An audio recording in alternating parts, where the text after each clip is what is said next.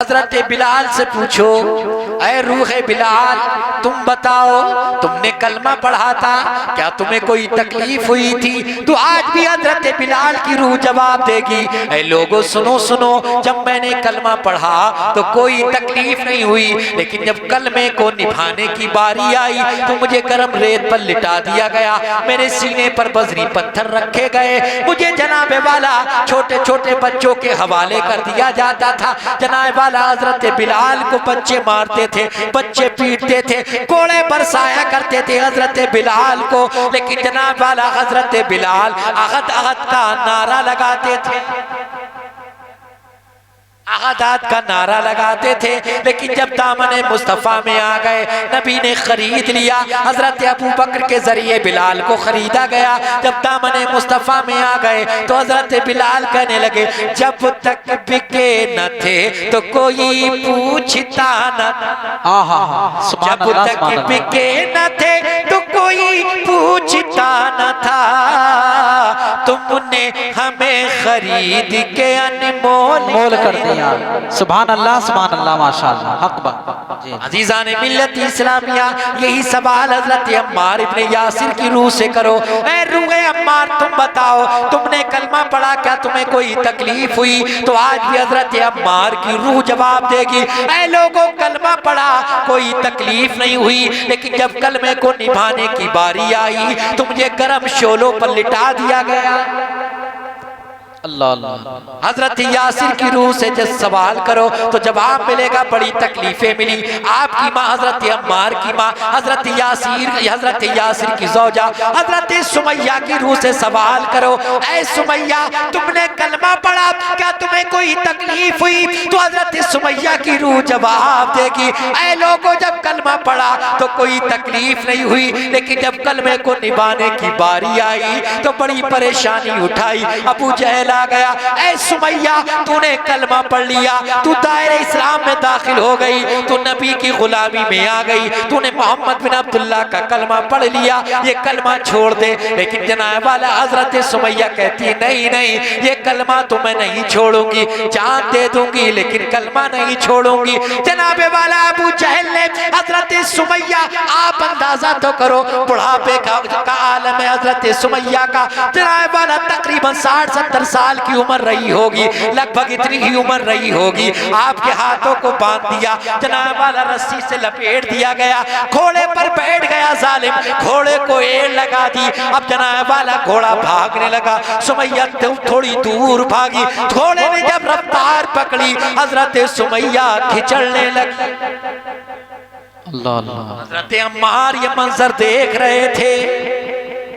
आप अंदाजा तो लगाओ, जिसके सामने उसकी माँ इस परेशानी से गुजर रही होगी, उसके दिल पर क्या गुजर रही होगी। आपकी भी माँ है या जिनकी माँ इंतकाल कर गई है तो उनकी भी माँ होगी, तो जनाब वाला वो अपने अपने गिरेबान में झांक कर देखें और जनाब वाला अपने दिल को टटोल कर देखें कि जनाब वाला जिनको अपनी माँ से सच्ची मोहब्बत है, जनाब वाला अगर उनकी माँ को कोई तकलीफ हो जाती है तो कितने बेचैन हो जाते हैं, कितने परेशान हो जाते हैं। लेकिन जनाब वाला हजरत अम्मार की माँ हजरत सुमैया को जालिम खचेड़ा, कुछ दूर हजरत अम्मार भी भागे, लेकिन घोड़ा आगे बढ़ता चला गया। अल्लाह अकबर, हजरत अम्मार देख रहे हैं मेरी माँ चीख रही है, हजरत अम्मार की माँ हजरत सुमैया के कपड़े फटे, खाल फटी, जख्मों से खून बहने लगा, लेकिन अहद अहद का नारा लग रहा है। सुभान अल्लाह सुभान अल्लाह। अम्मार आका की बारगाह में हाजिर हो गए, या रसूल अल्लाह अलैहिस्सलातु वस्सलाम, मेरी माँ मेरी माँ मेरी माँ।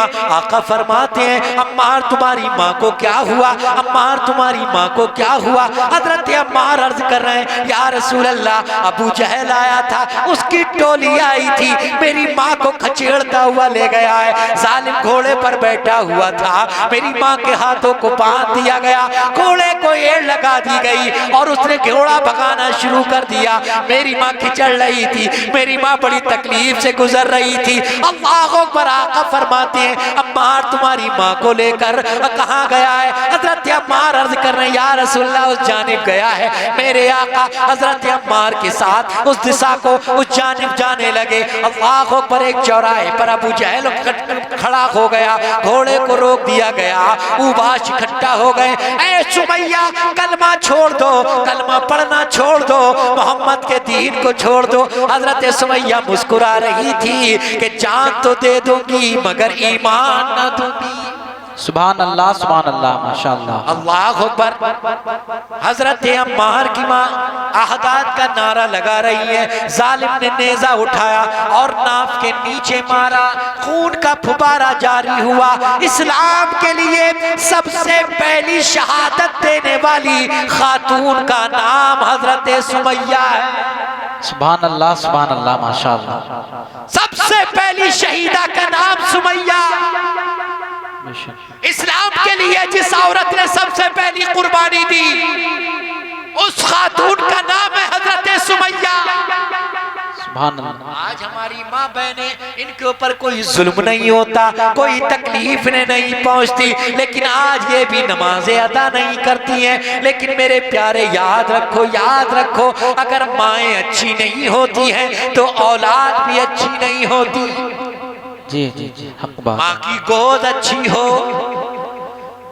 बच्चे को गोद ऐसी मिले कि जब माँ लोरी दे रही हो तो वो जनाबे वाला गाने ना सुनाती हो, बल्कि नाते मुस्तफा सुनाती। सुभान अल्लाह सुभान अल्लाह। जब बच्चे को नाते मुस्तफा सुनाई जाएगी, जब बच्चों को कुरान पढ़कर सुनाया जाएगा, जब बच्चों को जनाबे वाला तस्बीह और तहलील की सदाएं उनके कानों तक पहुंचेगी तो वो बच्चा गुलामे मुस्तफा होगा।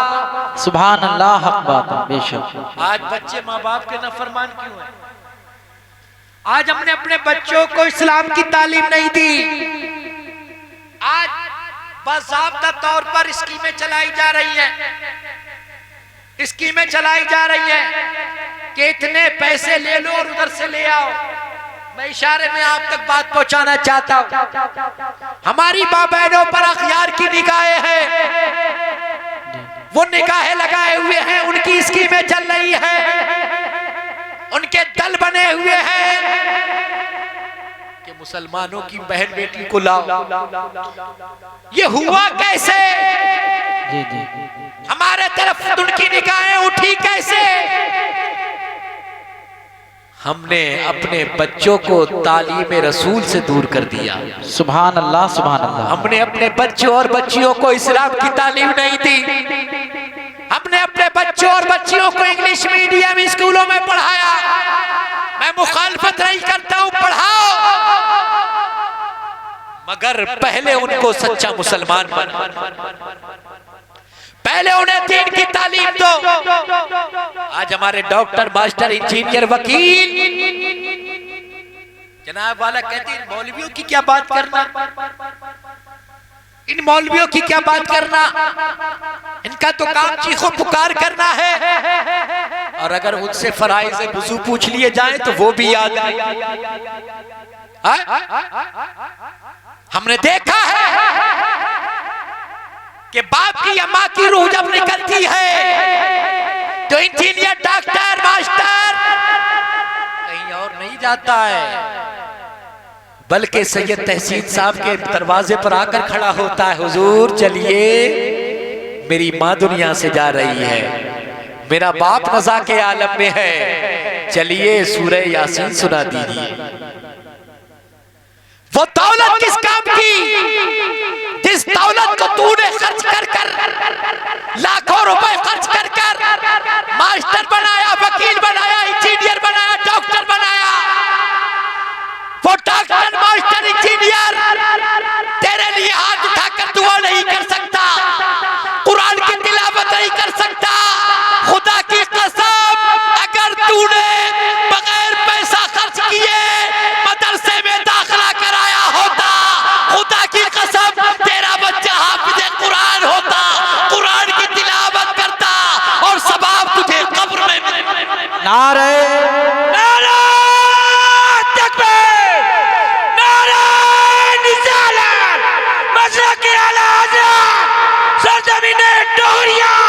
सरजमीने डोरिया नारे तकबीर। माशाअल्लाह। मगर हमें कैसे समझ में आएंगे हाफिज जी, मौलाना साहब कैसे समझ में आएंगे कि ये चंद हजार में जिंदगी गुजारने वाले, मगर इसके जिम्मेदार भी तो आप ही हैं, कोई और थोड़ी है इसके जिम्मेदार।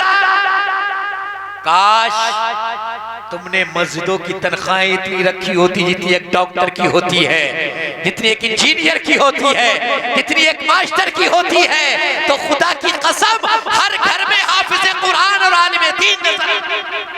सुभान अल्लाह सुभान अल्लाह, हक बात है। जी जी। हाफिज कुरान अगर कोई बनाए तो हाफिज जी अपने बच्चे को बनाए, आलिम दीन अगर कोई बनाए तो मौलाना साहब अपने बच्चे को बनाए। क्या इन्हीं की जिम्मेदारी? याद रखो, इनकी कद्र करो, इन उलमाए किराम की।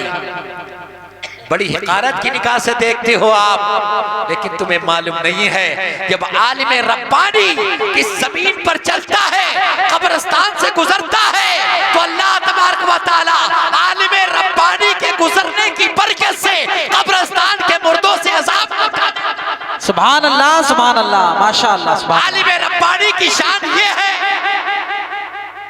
आका इरशाद फरमाती मंजारा आलिमन फकान मजारनी, जिसने आलिम बामल को देखा उसने मुझे देखा। सुभान अल्लाह सुभान। मन साफा आलिमन फकान मसाफहनी, जिसने आलिम बामल से मुसाफा किया उसने मुझसे मुसाफा किया। मन जालस आलिमन फकान मजालसनी, जो किसी आलिम रब्बानी के साथ बैठा वो मेरे साथ। सुभान अल्लाह माशाअल्लाह, हक बात। और जो सरकार के साथ बैठा वो जन्नत में भी सरकार के साथ। सुभान अल्लाह। एक आलिम की शान ये है, समंदर में रहने वाली मछली उसके लिए दुआए मगफिरत करती है। क्या बात है, सुभान अल्लाह। बिलों में रहने वाली चूटियां उनके लिए दुआए मगफिरत करती है। और याद रखो, इतना ही नहीं, तुम अगर अपने बच्चों को आलिम दीन बनाओगे, चाहे वो आपकी खिदमत करे या ना करे, ऐसा वैसे होता नहीं है, इल्ला माशाअल्लाह। मैंने अक्सर देखा है कि उलमा इकराम हुफ़ाज़ इज़ाम जितनी अपने माँ बाप की खिदमत करते हैं ना, इतनी एक मास्टर करता है ना, इंजीनियर करता है ना, वकील करता है। जी हक बात है, बेशक सुभान अल्लाह। वो कुछ भी ना करे, सिर्फ आपने उन्हें हाफिज कुरान या आलिम दीन बना दिया है, आपका यही अमल आपके लिए जरिए नजात बन जाए। सुभान अल्लाह। तो अपने नामे अमाल में नेकियां जमा करो।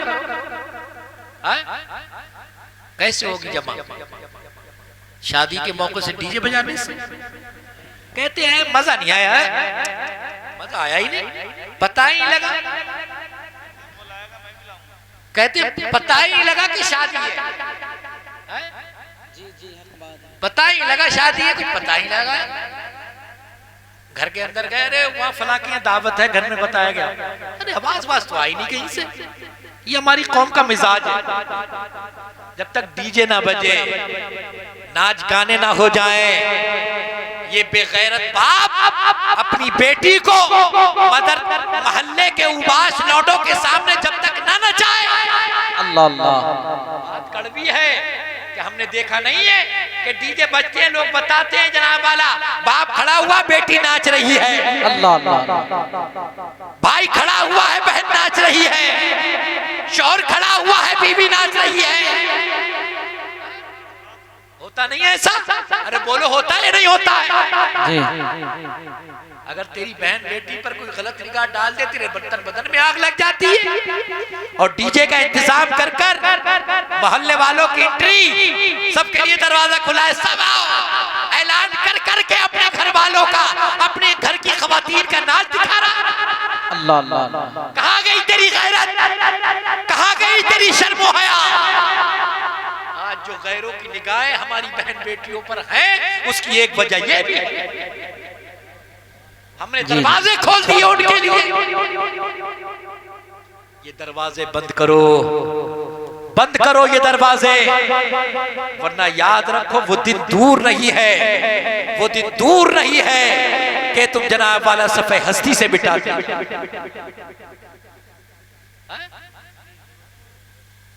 कि वो लाया है तो मैं भी लाऊंगा, वो जहन्नम में गिरेगा तू भी गिरेगा।